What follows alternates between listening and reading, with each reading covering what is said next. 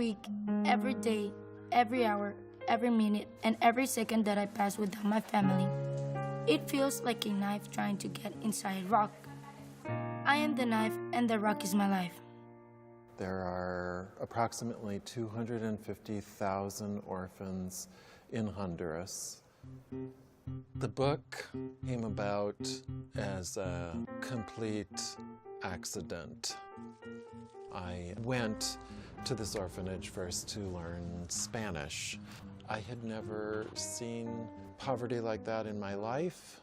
I had never been with orphans in my life. I had never been with so many girls all together. I was there for 2 months. The night before I left, I went up to my apartment, ready to go home, and there was a girl named Gwendolyn who was waiting for me at the top of the staircase. And I said, "What are you doing here?" And she said, "Don't forget us. No nos olvides." And those 3 words changed the course of everything. I decided to honor Gwendolyn's request by trying to put together an anthology of poems that would be written by the girls. Poetry. So you'll make one poem for the whole class, and then I'll introduce you to different kinds of poems. There were many problems with this idea of mine. I had never put together an anthology before in my life.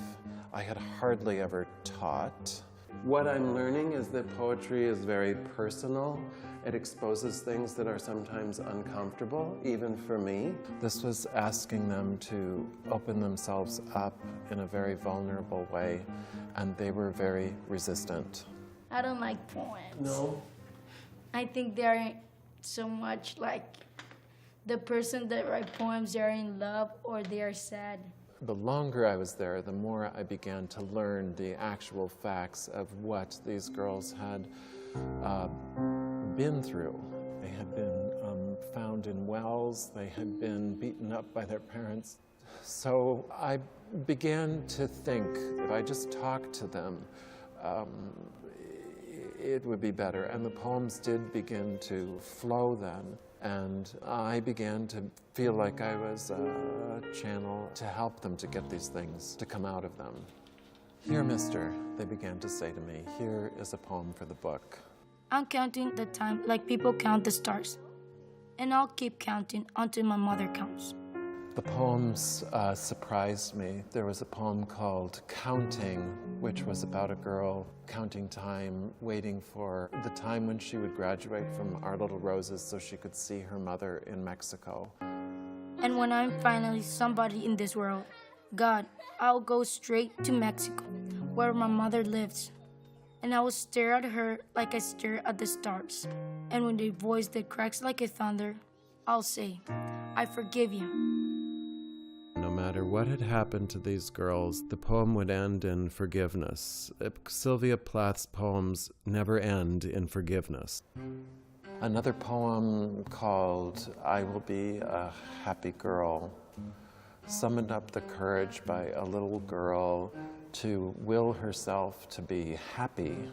When I was 6, I saw my parents a few times between 1 and 4 in the afternoon. I forgot their names. When I look up at the sky, I do not wonder about them.